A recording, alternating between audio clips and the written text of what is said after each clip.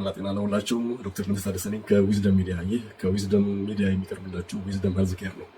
ዛሬ ስለ የፀሐይ ብርሃንና የሰውነታችን ጤና እንዴት ምን አይነት ግንኙነት እንዳላቸው፣ የፀሐይ ብርሃን ለጤናችን ምን ያህል ወሳኝና ጠቃሚ እንደሆኑ በዝርዝር እናያለን። ይህንን ቪዲዮ እስከ መጨረሻ ይከታተሉ። ላይክ ያርጉ፣ ሼር ያርጉ፣ ሰብስክራይብ ያርጉ፣ ጆይን የሚለውን በመጫን አባል የሆኑ ሜምበር የሆኑ እና ቻናሉን ይደግፉ፣ ይህን ፕሮግራም ይደግፉ። ይህ ፕሮግራም የጤና ትምህርት ለብዙዎች እንዲደርስ ለማድረግ የእናንተ ድጋፍ ወሳኝ ነው። ስለዚህ ትብብራችሁን ጠይቃለሁ። አመሰግናለሁ። ስለዚህ ወደ ዛሬው ቪዲዮ ስመለስ የፀሐይ ብርሃንና የሰውነታችን የጤና ግንኙነት። የፀሐይ ብርሃን ለሰው ልጅ ህልውና እንደ ምግብና ውሃ አስፈላጊ ነው። የፀሐይ ብርሃን ለሰው ልጅ ህልውና እንደ ምግብና ውሃ እጅግ አስፈላጊ ነገር ነው።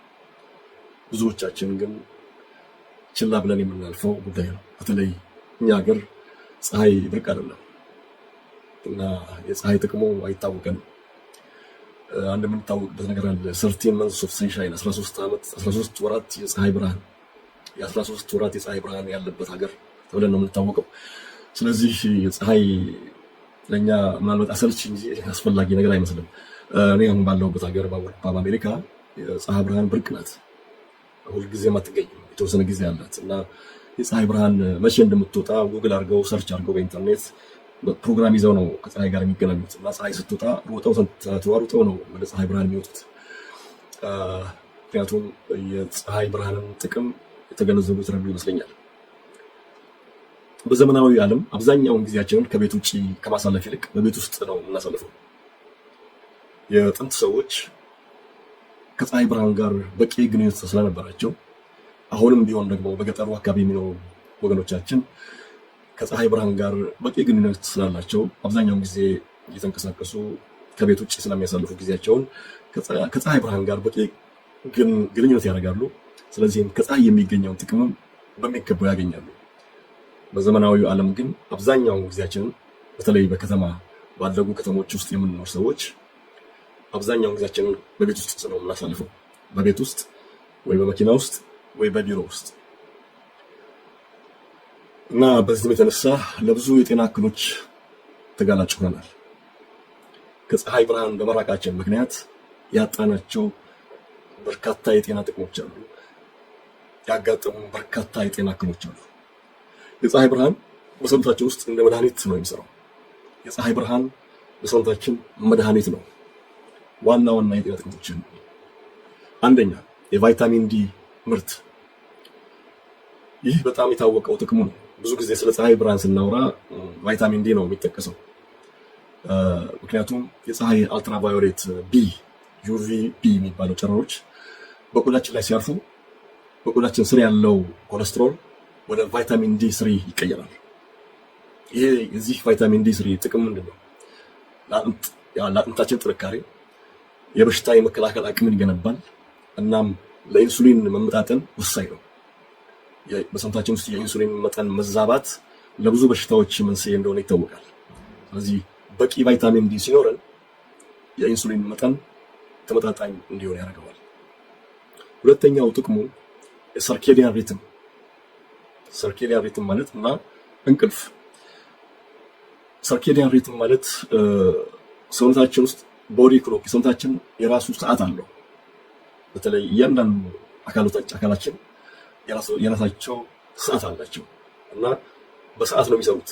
ጠዋት የሚሰሩት አንድ ጉዳይ ነው፣ ቀን ላይ የሚሰሩት፣ ማታ የሚሰሩት የተለያየ ነው። ስለዚህ ይሄንን የፀሐይ ብርሃን ላይ በየጊዜው ስንጋለጥ የምናገኘው ጥቅም አንዱ ሰርኬዲያን ሪትም ይባላል። ሰርኬዲያን እና በፀሐይ ብርሃን በበቂ ሁኔታ ስንጋለጥ ይሄ ሰርኬዲያን ሪትም ሰውነታችን ውስጥ የሰውነታችን ሰዓት ይስተካከላል እና በቂ እንቅልፍ የማግኘት እድላችን ይጨምራል። ጠዋት ላይ ለፀሐይ ብርሃን መጋለጥ የሰውነታችንን የተፈጥሮ የጊዜ ሰሌዳ ኢንተርናል ክሎክ የሰርኬዲያን ሪትም ያልኩትን ያስተካክላል። ምንድነው የዚህ ጥቅሙ? ምንድነው? ጠዋት ላይ ብርሃን ማየት ማታ ላይ ሜላቶኒን የተባለው የእንቅልፍ ሆርሞን በብዛት እንዲመረት ያደርጋል። ስለዚህ ፕሮግራም የሚደረገው ጠዋት ነው ማለት ነው። ጠዋት ጠዋት ላይ ለፀሐይ ብርሃን ስንጋለጥ ለእንቅልፍ የሚያገለግለን ሆርሞን ማታ ላይ በበቂ እንዲመረት ይዘጋጃል። ይህም ትልቅና ጥራት ያለው እንቅልፍ እንድንተኛ ይረዳናል። ጥልቀት ያለው በቂ ጥራት ያለው እንቅልፍ እንድንተኛ ይረዳናል። ሶስተኛው የአእምሮ ጤናና የደስታ ሆርሞን። የፀሐይ ብርሃን በአንጎላችን ውስጥ ሴሮቶኒን የተባለውን ሆርሞን መጠን ይጨምራል። ሴሮቶኒን በአንጎላችን ውስጥ እንዲጨምር ያደርጋል። ለፀሐይ ብርሃን ስንጋለጥ ሴሮቶኒን ምንድነው ጥቅሙ?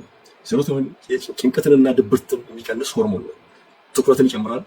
እንዲሁም ስሜታችንን ሙድ ያሻሽላል፣ ድብርትን ይከላከላል።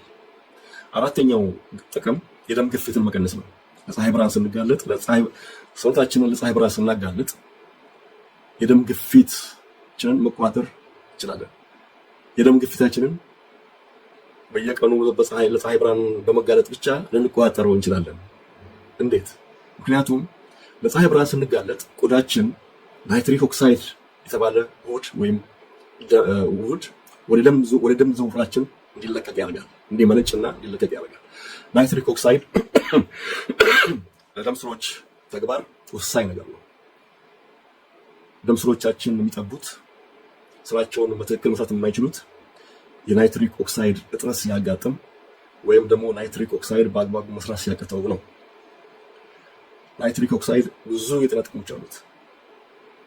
ለምሳሌ የስንፈተ ወሲብ ችግር ምክንያት አንዱ የደም ስሮች መጥበብ ነው።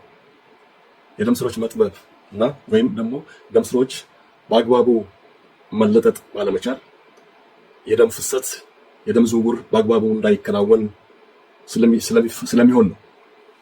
ወደ ብልቶቻችን የሚፈሰው የደም መጠን ስለሚቀንስ ወይም በብልቶቻችን አካባቢ ያሉ የደም ሴሎች የደም ስሮች መስፋፋት መለጠጥ ስለማይችሉ ምክንያቱም በናይትሪክ ኦክሳይድ እጥረት ምክንያት።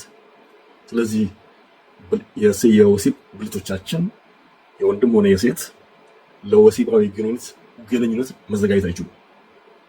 ስለዚህ ስንፈተ ወሲብ ከሚያጋጥሙ ነገሮች አንዱ ዋነኛው ምክንያት የናይትሪክ ኦክሳይድ እጥረት ነው። ናይትሪክ ኦክሳይድ እጥረት እንዴት ይከሰታል? ናይትሪክ ኦክሳይድ እንዴት እናገኛለን? ብዙ ሰፊ ነው።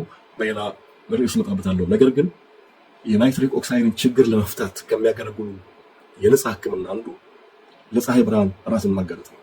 ፀሐይ ብርሃን ላይ ለተወሰነ ሰዓት እስከ 15 እስከ 30 ደቂቃ ከወገባችን በላይ በባብሳችን ሆነን ፀሐይ ላይ ስንቀመጥ የናይትሪክ ኦክሳይድ ምርት በሰውነታችን ውስጥ ይጨምራል። የደም ስሮቻችን ዘና ይላሉ። የደም ዝውውር ይሳለጣል፣ ይመቻቻል። ስለዚህ የደም ስሮች ሲስፋፉ የደም ግፊት ይቀንሳል። ምክንያቱም የደም ግፊት አንዱ ምክንያት የደም ስሮች መጥበብ ነው። የደም ስሮች መለጠጥ፣ መስፋፋት አለመቻል ነው።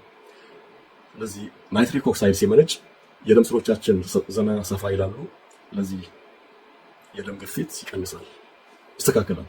በተለይ የደም ግፊት ችግር ያለባችሁ ሰዎችና የደም ግፊት መድኃኒት እየወሰዳችሁ ያላችሁ ሰዎች ለፀሐይ ብርሃን ስትጋለጡ፣ ፀሐይ ብርሃን ላይ ስትቀመጡ ይሄ ናይትሪክ ኦክሳይድ ስለሚመነጭ እና የደም ስሮችን በጣም ስለሚለጥጣቸውና የደም ዝውውር ጥሩ እንዲሆን ስለሚያደርግ የደም ግፊትን ስለሚቀንስ ከመድኃኒቱ ጋር ይደመርና የደም ግፊታችሁን ከመጠን በላይ ዝቅ ሊያደርገው ስለሚችል ጥንቃቄ ማድረግ አለባችሁ። ምናልባት የደም መለኪያ የብለድ ፕሬሸር የደም ግፊት መለኪያ ካላችሁ እየለካችሁ መጠቀም ጠቃሚ ነው። ወይም ደግሞ በየቀኑ ለፀሐይ ብርሃን የምትጋለጡ ከሆነ የምትወስዱትን የደም ግፊት መድኃኒት ሁሉ ምናልባት መቀነስ ማስተካከል ሊያስፈልጋችሁ ስለሚችል ጥንቃቄ ማድረግ አለባችሁ። እና ምንድነው የዚህ ናይትሪክ ኦክሳይድ ይህ ውህድ የደም ስሮችን በማስፋት የደም ግፊት እንዲቀንስ እና የልብ ጤና እንዲጠብቅ ያደርጋል። የልብ በሽታ ምክንያት አንዱ የደም ስሮች መጥበብ ነው። በቂ ናይትሪክ ኦክሳይድ ካለ ስትሮክ፣ ሀርት አታክ እድሉ ያነሰ ነው። ሌላው የጤና ጥቅም የሜታቦሊክ ጤና እና የክብደት ቁጥጥር። ጥናቶች እንደሚያሳዩት በቂ የፀሐይ ብርሃን የሚያገኙ ሰዎች የሜታቦሊክ ችግሮች የመጋለጥ እድላቸው ዝቅተኛ ነው። ለምን? ኢንሱሊን በስርዓት እንዲሰራ በማገዝ ስብን ለማቃጠልና የስኳር በሽታን ለመከላከል ስለሚረዳ ነው። ለፀሐይ ብርሃን በቋሚነት ስንጋለጥ ከሚፈጠሩ ነገሮች አንዱ የኢንሱሊን መጠንን ማመጣጠን፣ ኢንሱሊን ሬዚስታንስ እንዳይፈጠር የማድረግ ችሎታ አለው። ኢንሱሊን ሬዚስታንስ ደግሞ ከሌለ የስኳር በሽታ አይኖርም፣ በርካታ የሜታቦሊክ በሽታዎች አይኖሩም ማለት ነው። የፀሐይ ብርሃን በሰውነታችን ውስጥ እንዴት ነው የሚሰራው? ሜካኒዝሙ ምንድን ነው? የፀሐይ ብርሃን በሰውነታችን ላይ ተጽዕኖ የሚያሳድረው በሁለት ዋና መንገዶች ነው።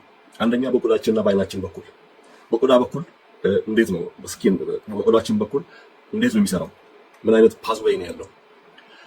ፎቶ ባዮሞጁሌሽን ይባላል። ፎቶ ባዮሞጁሌሽን በፀሐይ ብርሃን ውስጥ ያለው የቅርብ ኢንፍራሬድ ወይም ኒር ኢንፍራሬድ ጨረር ወደ ቆዳችን ዘልቆ በመግባት በማይቶኮንድሪያ ውስጥ የኃይል ወይም የኤቲፒ ምርትን ይጨምራል። ይሄ በጣም የሚገርምና የሚያስደንቅ ነገር ነው። ይሄ ጨረር የፀሐይ ብርሃን ጨረር ኢንፍራሬድ የሚባለው ጨረር ወደ ቆዳችን ውስጥ ዘልቆ በመግባት ማይቶኮንድሪያዎች የኃይል አመንጪ ሴሎቻችን፣ የነዳጅ አምራች ፋብሪካዎቻችን እንዲነቃቁና ኃይል እንዲያመጡ ኃይል ኤቲፒ የሚባለውን ነዳጃችንን ቤንዚላችንን እንዲያመርቱ ያደርጋቸዋል። ስለዚህ የኤቲፒ ምርት ይጨምራል፣ ጉልበት እናገኛለን። ይህም ደግሞ በማይቶኮንድሪያ ውስጥ በቂ ኤቲፒ የኃይል ምንጭ ካለ የህዋሳትን ጥገና ያፋጥናል። ህዋሳት ሴሎቻችን በሰውነታችን ውስጥ የተበላሹ ሴሎች እንዲጠገኑ፣ የተበላሹ እንዲወገዱ፣ አዳዲስ እንዲመረቱ ኃይል ይገኛል ማለት ነው። እና ሌላው ደግሞ የሆርሞን ለውጥ ነው። ቆዳ ላይ ያለው ኮሌስትሮል ወደ ቫይታሚን ዲ የመቀየር ሂደት የሚከናወነው እዚህ ውስጥ ነው፣ ቆዳችን ውስጥ ማለት ነው። ሆርሞን ቆዳችንን ለፀሐይ ብርሃን ስናጋልጥ ወደ ቆዳችን ውስጥ የሚገባው የፀሐይ ብርሃን ቆዳችን ውስጥ ሰውነታችን ውስጥ ያለውን ኮሌስትሮል ወደ ቫይታሚን ዲ የመቀየር ችሎታ አለው። ሌላው በአይን በኩል እንዴት ነው የሚሰራው? በአይናችን በኩል እንግዲህ እስካሁን ያየነው ቆዳችን ላይ ፀሐይ ብርሃን ሲያርፍ የሚያመጣውን ለውጥ ነው ያየነው። በአይናችን በኩልስ የፀሐይ ብርሃን በአይናችን በኩል ሲገባ በአንጎላችን ውስጥ ወደሚገኘው ሱፕራኪያዝማቲክ ኒውክሊየስ SCN ወደሚባለው የአንጎላችን አካል መልእክት ይልካል። ይህ መልእክት የአንጎል ክፍል የሰውነታችን ዋና ሰዓት ነው። ይህ የአንጎል ክፍል ሰውነታችን ዋና ሰዓት ነው። በቀን ብርሃን ጊዜ ኮርቲሶል እንዲመረት በማድረግ እንድንነቃቃ ያደርጋል። ብርሃኑ ሲጠፋ ደግሞ ለእንቅልፍ የሚሆን ሜላቶኒን እንዲዘጋጅ ትዕዛዝ ይሰጣል። ስለዚህ በአይናችን ውስጥ የሚገባው ብርሃን ለአንጎላችን የሚያስተላልፈው መልእክት አለ። ሁለት ነገር፣ አንደኛ ኮርቲሶል እንዲመረት ያደርጋል። ኮርቲሶል ሲመረት ደግሞ ሰውነታችን እንዲነቃቃ ያደርጋል። ሲጨልም ደግሞ ብርሃን ሲጠፋ ሲጨልም ለእንቅልፍ የሚያዘጋጅንን ሜላቶኒን እንዲዘጋጅ ትዕዛዝ ይሰጣል። ስለዚህ እነኚህን ጥቅሞች ለማግኘት መቼና እንዴት ለፀሐይ ብርሃን እንጋለጥ? ተግባራዊ ጠቃሚ ምክሮች ምንድን ናቸው? አንደኛ የጠዋት ፀሐይ ከጠዋቱ 2 ሰዓት እስከ 4 ሰዓት ባለው ጊዜ ውስጥ ከ10 እስከ 20 ደቂቃ ውስጥ መጋለጥ ለሰርኬዲያን ሪትም በጣም አስፈላጊ ነው። አይናችንን ሳንሸፍን ፀሐይ ብርሃን ስንጋለጥ የፀሐይ መነጽር ሳንጠቀም ማለት ነው፣ ሰንግላስ ሳንጠቀም። ምክንያቱም መልእክቱ ወደ አንጎል መድረስ ያለበት በአይን በኩል ነው። የፀሐይ መነጽር ካደረግን አይገባም፣ ይሸፍነዋል፣ ከልለዋል። ሆኖም ስለዚህ በእርግጥ በአይናችን የፀሐይ ብርሃን እንዲገባ ስናደርግ አይናችንን ወደ ፀሐይ ማዞር አያስፈልገንም። እንዲያውም አይናችንን በቀጥታ ወደ ፀሐይ መመልከት አይኖርብንም። ምክንያቱም አይቻልምም፣ አደጋም አለው። ሌላው ደግሞ ለፀሐይ ብርሃን የምናጋለጠው የቆዳ ስፋት ወሳኝ ነው። ብዙ የሰውነት ክፍል እጅ፣ እግር፣ ጀርባ ለፀሐይ በተጋለጠ ቁጥር ሰውነታችን ቫይታሚን ዲ የማምረት አቅሙ በጣም ይጨምራል። ስለዚህ ዝም ብለን ልብስ ለብሰን ፊታችንና እጃችንን ብቻ ይበቃል ብለን ፀሐይ ላይ ብንቀመጥ በጣም በቂ አይደለም፣ ያነሰ ነው። ቢያንስ በላይ ራቁታችን መሆን አለብን። ከቻልን ሙሉ ሰውነታችን ራቁት ቢሆን ፓንትና የጦስ መሳጅ አድርገን ችግር የለውም። ግን ደግሞ ያ ከከበደን ቢያንስ ከወገብ በላይ ራቁታችንን ለፀሐይ ብርሃን ብንጋለጥ ጥቅሙ በጣም ትልቅ ይሆናል። ወቅትንም ግምት ውስጥ ማስገባት አስፈላጊ ነው። እንደየአካባቢው የአየር ሁኔታ እና እንደ የቆዳችን ቀለም የሚፈልጉት የጊዜ መጠን ሊለያይ ይችላል። ጠቆር ያለ ቆዳ ያላቸው ሰዎች ረዘም ያለ ጊዜ ሊያስፈልጋቸው ይችላል። ምክንያቱም ጠቆር ያለ ቆዳ ያለው ሰዎች ጠቆር ያልንበት ምክንያት ሜላኒን የሚባል ሜላኖሳይት የሚባሉ ሴሎች ሜላኒን የሚባልን ቀለም ስለሚያመርቱ ነው። የዚህ ሜላኒን ቀለም ዋና ዓላማው ከፀሐይ ብርሃን አላስፈላጊ ከሆነ የፀሐይ ብርሃን ማለት ከልክ ያለፈ የፀሐይ ብርሃን ጉዳት እንዳይደርስብን ለመከላከል ነው። በተለይ ለዚህ ነው አፍሪካውያን ጠቆር የምንለው የፀሐይ ብርሃን ስለሚበዛ ነው። ነጮች ነጭ የሆኑት ምናልባትም መነሻችን አንድ ነው የሚባለው። ነገር ግን ነጮች አውሮፓ፣ አሜሪካ ያሉ ነጮች ናቸው። ዋና ምክንያቱ ምናልባትም በቂ የፀሐይ ብርሃን ስለማያገኙ ይሄ ሜላኖሳይት ሴሎች ብዙ የላቸውም። ስለዚህ ይሄን ሜላኒን የሚባለውን ጥቁር ቀለም አያመርቱም። ለዚህ ነው ነጭ የሚሆኑት። በእኛ ራሳችን ውጭ በመውጣት ፋንታ አብዛኛውን ጊዜያችን ቤት ውስጥ በምናሳልፍበት ጊዜ መገልጣት ነው የምንለው እና እንመጣለን፣ ወደ ነጭነት እንሄዳለን። ስለዚህ ምንድን ነው ለማለት የፈለኩት፣ ስለዚህ የቆዳችን አይነት ለፀሐይ ብርሃን የምንጋለጥበትን መጠን ጊዜ ይወስነዋል ማለት ነው። ስለዚህ ቆዳችን ጥቁር ከሆነ ለፀሐይ ብርሃን መጋለጥ ያለብን፣ በፀሐይ ብርሃን ላይ መቆየት ያለብን ጊዜ ረዘም ያለ ጊዜ መሆን አለበት። ነጭ ደግሞ ከሆነ ወይም ቀይ ነጭ ከሆነ ደግሞ አነስ ያለ ጊዜ ይበቃል ማለት ነው።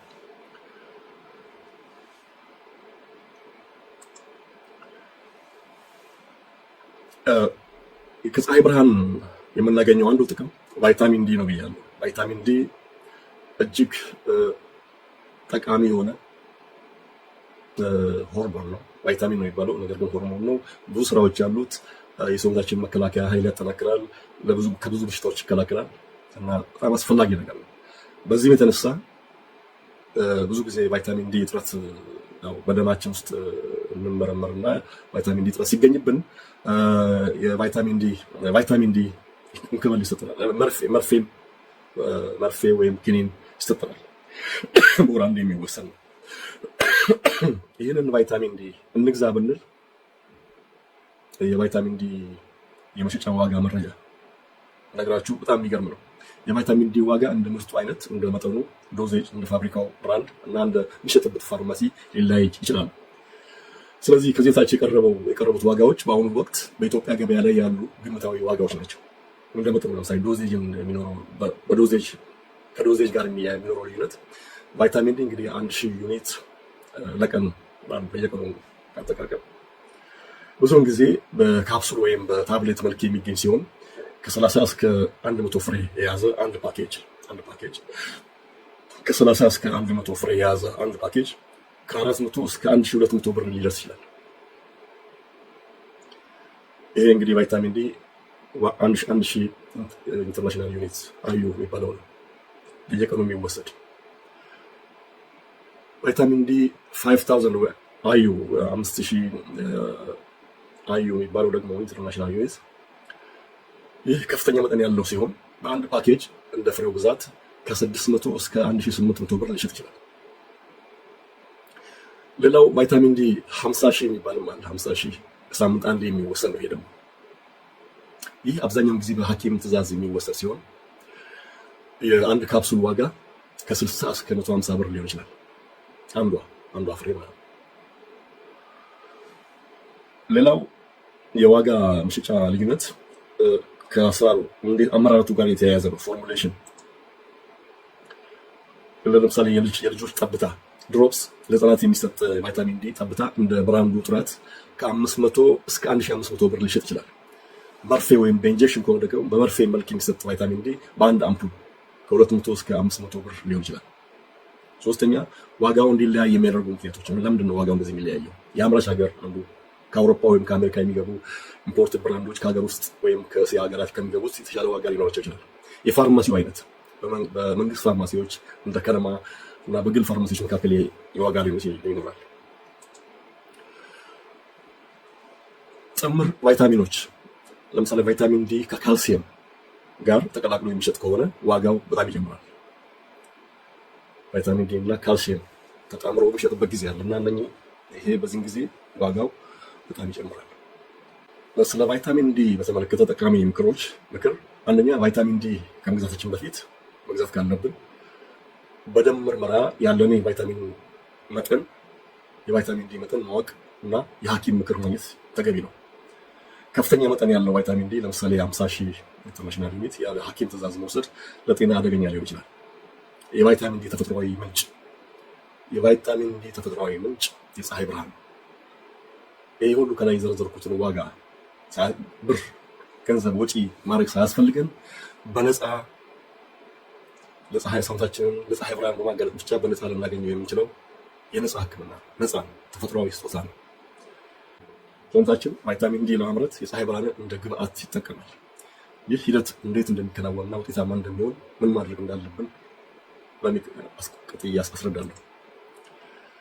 ቫይታሚን ዲ ከፀሐይ እንዴት ነው የሚገኘው? ቆዳችን ለፀሐይ አልትራቫዮሌት ዩቪቢ ጨረር ሲጋለጥ በቆዳችን ውስጥ የሚገኝ አንድ የኮሌስትሮል አይነት ወደ ቫይታሚን ዲ ይቀየራል። የቫይታሚን ዲ ተፈጥሯዊ ምንጭ የፀሐይ ብርሃን ነው ብያለሁ እና ሰውነታችን ቫይታሚን ዲ ለማምረት የፀሐይ ብርሃንን እንደ ግብአት ይጠቀማል። ይህ ሂደት እንዴት እንደሚከናወን ስለዚህ እንዳልኩት ቫይታሚን ዲ በፀሐይ እንዴት ይገኛል? ይህ በፀሐይ ብርሃን የተመረተው ቫይታሚን ዲ በጉበትና በኩላሊት በኩል አልፎ ሰውነታችን ሊጠቀምበት ወደምንችልበት ደረጃ ይደርሳል። ሁለተኛ በፀሐይ ብርሃን ቫይታሚን ዲ ለማግኘት የሚረዱ ነጥቦች ተስማሚ ሰዓት ጊዜው ወሳኝ ነው። ከፍተኛ የአልትራቫዮሌት ቢ ጨረር የሚገኘው ፀሐይ ቀጥ ብላ በምትወጣበት ሰዓት ከጠዋቱ 4 ሰዓት እስከ ቀኑ 9 ሰዓት ባለው ጊዜ ነው። በዚህ ሰዓት በጥቂት ደቂቃዎች መሞቅ በቂ ቫይታሚን ዲ ለማግኘት ይረዳል። የቆይታ ጊዜ እንደ ቆዳችን ቀለም ይለያያል። ቀደም ብዬ እንዳልኩት ጠቆር ያለ ቆዳ ያላቸው ሰዎች ቫይታሚኑን ለማምረት ከቀላል ቆዳ ባለቤቶች የበለጠ ማለት ከነጣ ፈካ ካለ ቆዳ ባለቤቶች የበለጠ ጊዜ ከ30 ደቂቃ እስከ 1 ሰዓት ሊያስፈልጋቸው ይችላል። ቀለል ያለ ወይም ነጣ ያለ ቆዳ ያላቸው ግን ከ10 እስከ 20 ደቂቃ ሊሞቁ በቂ ነው። የቆዳ ክፍት ፀሐዩ በቀጥታ ቆዳ ማግኘት አለበት ማለት ስለዚህ ነው ከወገብ በላይ ቢያንስ ከወገብ በላይ ራቁት መሆን የሚያስፈልገው። እጅ እግርና ፊትን ለፀሐይ ማጋለጥ ውጤታማ ነው። ሙሉ ለሙሉ አትሊስት እጃችን፣ እግራችን፣ ፊታችን፣ ወገባችን ከወገብ በላይ ያለው ሰውነታችን ለፀሐይ ማጋለጥ ውጤታማ ነው። ሶስተኛ የፀሐይ ብርሃን እንዳናገኝ የሚከለክሉ ነገሮች የፀሐይ ብርሃን እንዳናገኝና ከፀሐይ ብርሃን የሚገኘው ጥቅም እንድናጣ የሚያደርጉ ነገሮች አንድ ልብስ፣ ሙሉ ሰውነትን የሚሸፍን ልብስ ጨረሮ ቆዳ ላይ እንዳያርፍ ይከለክላል። ሁለተኛ የፀሐይ መከላከያ ቅባት ሰንስክሪን ቅባቱ የአልትራቫዮሌት ቢ ጨረርን ስለሚከላከል የቫይታሚን ዲ ምርትን ይቀንሳል። ሶስተኛ መስኮት ወይም መስተዋት፣ በመስተዋት ውስጥ የሚያልፍ የፀሐይ ብርሃን ቫይታሚን ዲ አያመርትም። ምክንያቱም መስተዋት የአልትራቫዮሌት ቢ ጨረርን ስለሚመክት። አራተኛ የአየር መበከል ስሞክ፣ የአየር መበከል ባለበት ከፍተኛ ጭስና ብክለት ባለበት አካባቢ የፀሐይ ጨረር ደካማ ሊሆን ይችላል። ስለዚህ አንዳንድ ጊዜ በቂ የፀሐይ ብርሃን በሌለበት አካባቢ ተጨማሪ ቫይታሚን ዲ ሰፕሊመንት ሊያስፈልግ ይችላል።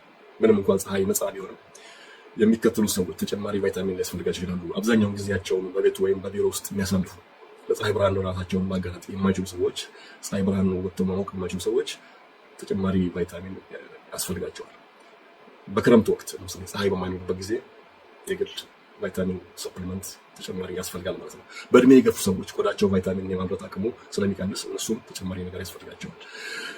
ማሳሰቢያ ምንድን ነው? ከመጠን በላይ ለፀሐይ መጋለጥ ለቆዳ ካንሰር እና ለቆዳ መሸብሸብ ምክንያት ሊሆን ስለሚችል መጠኑን መጠበቅና በጣም ቃጠሎ በሚኖርበት ሰዓት ጥንቃቄ ማድረግ ያስፈልጋል። ይሄ አባባል እንዲሁም ማስጠንቀቂያ በሳይንሳዊ ጥናት በጣም የተረጋገጠ አይደለም። ከፀሐይ ብርሃን በመራቅና ለፀሐይ ብርሃን አብርቶ መጋለጥ መካከል ያለው ልዩነት ስናወዳድረው ለፀሐይ ብርሃን ባለመጋለጣችን የሚደርስብን ጉዳት የሚበልጠው ለፀሐይ ብርሃን አብዝተን ራሳችን ከማጋለጣችን ይልቅ ፀሐይ ብርሃን ሸሽተን ተደብቀን ያነሰ ፀሐይ ብርሃን ስናገኝ የሚገጥመን ጉዳት ይበልጣል። ለብዙ የፀሐይ ብርሃን ራሳችን አጋልጠን ከሚደርስብን አደጋ ጉዳት ይልቅ የፀሐይ ብርሃን እጥረት የሚያመጣው ጉዳት ይበልጣል ማለት ነው። ለቫይታሚን ዲ እጥረት ስጋት ያለባቸው ሰዎች ሊከተሏቸው የሚገቡ ምክሮች በቂ ፀሐይ ብርሃን አላገኘውም ወይም ቫይታሚን ዲ እጥረት ሊኖርብኝ ይችላል ብለው ለሚሰጉ ሰዎች የሚከተሉት ነጥቦች መፍትሄ ሊሆኑ ይችላሉ። አንደኛ፣ የደም ምርመራ ማድረግ ስክሪን። የመጀመሪያውና ዋናው እርምጃ በደም ምርመራ በሰውነታችን ውስጥ ያለውን የቫይታሚን ዲ መጠን ማወቅ ተገቢ ነው። ሌላው የችግሩን መጠን ለመረዳትና ተገቢውን ሕክምና ለመጀመር ይረዳል። ሁለተኛው ነገር የምግብ ምርጫን ማስተካከል ነው። ምክንያቱም ቫይታሚን ዲ የምናገኝባቸው በርካታ ምግቦች ስላሉ የፀሐይ ብርሃን ማግኘት በማይችሉበት ጊዜ በሚከተሉ ምግቦች ቫይታሚን ዲ ማግኘት ይቻላል። ለምሳሌ ቅባታማ አሶች፣ አሳ እንደ ሳልመን፣ ቱና ያሉ፣ የእንቁላል አስኳል፣ በቫይታሚን የበለጸጉ ምግቦች፣ ፎርቲፋይድ ፉድስ፣ አንዳንድ የወተት ምርቶች፣ የእህል ዘሮች፣ ሲሪያልስ እና የብርቱካን ጭማቂዎች ቫይታሚን ዲ ተጨምሮባቸው ሊመረቱ ይችላሉ። ብዙ ጊዜ ቫይታሚን ዲ ይጨመርባቸውና በቫይታሚን ዲ የበለጸጉ ሆነው ይሸጣሉ። እነኝም ለቫይታሚን ዲ ተጨማሪነት ያገለግሉ ይሆናል። ነገር ግን ቫይታሚን ዲ እናገኛለን ብለን የብርቱካን ጭማቂ በአፍተን የምንጠጣ ከሆነ ሌላ ችግር ይመጣል።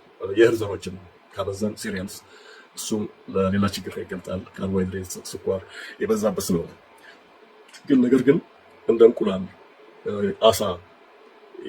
አሳ ጉበት ዘይት፣ ኮድ ሊቨር ኦይል የሚባለው እነሱን መጠቀም ጠቃሚ ነው። ስለዚህ ውጤታማ የፀሐይ አጠቃቀም ምንድን ነው? ውጤታማ የፀሐይ አጠቃቀም አንድ፣ ፀሐይ በሚሞቁበት ጊዜ የሚከተሉ ነጥቦች ያስታውሱ።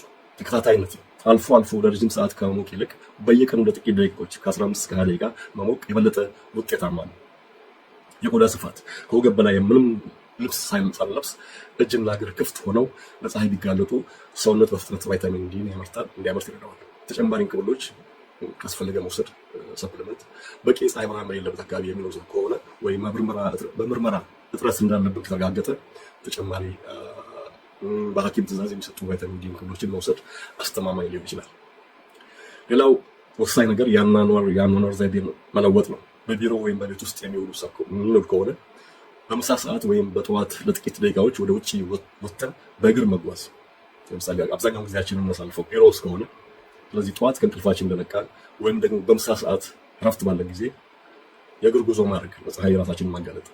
በተለይ ደግሞ ጠዋት ወደ ስራ ከመሄዳችን በፊት ከ10 እስከ 20 እስከ 30 ደቂቃ ፀሐይ ማሞቅ፣ ከወገብ በላይ ራሳችንን በሆነ ቀጥተኛ ለፀሐይ ራሳችንን አጋልጠን መስተዋት ውስጥ ሳንሆን ቤት ውስጥ ሳንሆን ማለት ነው። ለልጆችም ቢሆን ከቤት ውጭ የሚደረጉ ጨዋታዎችን ማበረታታት ጠቃሚ ነው። ለልጆችም ምክንያቱም ቫይታሚን ዲ ለሁሉም ነው የሚያስፈልገው፣ ለልጆችም ያስፈልጋል እና ጨዋታ ሲጫወቱ በቤት ውስጥ የተከለለ ቦታ ውስጥ ከሚያደርጉ ይልቅ ውጭ ሜዳ ላይ የሚያደርጉት ጨዋታ ይበረታታል። ቫይታሚን ዲ እጥረት እንግዲህ በማጠቃለያ ቫይታሚን ዲ ለአጥንት ጥንካሬ፣ ለበሽታ መከላከል አቅምና ለጠቅላላ ጤና ወሳኝ ነው። ስለዚህ ስጋቱ ካለብን እጥረት አለብን የሚል ስጋት ካለብን በምርመራ ማረጋገጥና እንደ አስፈላጊነቱ ከላይ የተጠቀሱ እርምጃዎች መውሰድ በጣም ይመከራል። ለቫይታሚን ዲ ምርት በቀን ቢያንስ ከ15 እስከ 20 ደቂቃ እንደ ቆዳችን ቀለም ይለያያል የፀሐይ ብርሃን ማግኘት ለአጥንት ጥንካሬና ለበሽታ መከላከል ስርዓት ወሳኝ ነው። ለደስተኛ ስሜት ሴሮቶኒን ለማመንጨት ጠዋት ላይ ፀሐይ ማግኘት የአእምሮ ጭንቀትን ለመቀነስና ንቁ ለመሆን ይረዳል። ለእንቅልፍ ጥራት ሰርኬዲያን ሪትም ለመጠበቅ የሰውነታችንን ሰዓት ውስጣዊ አካላዊ ሰዓት ለመጠበቅ ጠዋት ላይ የሚገኝ ብርሃን ሰውነታችን ማታ ላይ ሜላቶኒን የተባለውን የእንቅልፍ ሆርሞን እንዲያመርት መንገድ ያደርጋል። ልከኝነት ማለት ፀሐይ ስንሞቅ በጣም ኃይለኛ ከሆኑ ሰዓት ከቀኑ 6 ሰዓት እስከ 9 ሰዓት በመቆጠብ እና ቆዳችን እንዳይቃጠል ጥንቃቄ በማድረግ መሆን አለበት። ማለትም የፀሐይ ብርሃን ኃይለኛ የሚሆንበት ከቀኑ 6 ሰዓት እስከ 9 ሰዓት ባለው ጊዜ ውስጥ ነው። ስለዚህ ለፀሐይ ብርሃን ራሳችንን ማጋለጥ ያለብን ከቀኑ 4 ሰዓት አካባቢ እና ከቀኑ 9 ሰዓት በኋላ ቢሆን ይመረጣል። እንዳመችነቱ ፀሐይን እንደ መድኃኒት እንጠቀምባት። ፀሐይን እንደ መድኃኒት እንጠቀም። ምክንያቱም በነፃ የታዘዘልን የተፈጥሮ የነፃ ሕክምና ነው። ከፀሐይ ብርሃን የምናገኘው ከጣይቱ ሆስፒታል በዶክተር ፀሐይ አማካኝነት የምናገኘው ሕክምና በነፃ የታዘዘልን የተፈጥሮ የነፃ ሕክምና ነው። እስካሁን ስለተካተላችሁ እስከ መጨረሻው ስለአዳመጣችሁ ስለተካተላችሁ አመሰግናለሁ። እዚህ ላይ ጨርሻለሁ። በሚቀጥለው ቪዲዮ እስከምንገናኝ ደህና ሁኑ። ይሄንን ቪዲዮ ከወደዳችሁት አጋሩ፣ አካፍሉ፣ ሼር አድርጉ፣ ማለት ላይክ አድርጉ፣ ሰብስክራይብ አድርጉ እና ጆይን የሚለውን በመጫን ቤተሰብ ሜምበር ሆነው ቻናሉን ያግዙ፣ ይደግፉ። አመሰግናለሁ።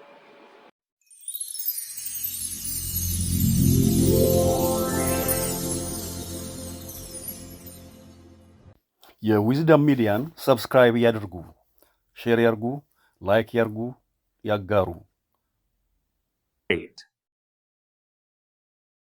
Subscribe to Wisdom Media. Welcome to Wisdom Healthcare. Stay healthy. Subscribe now.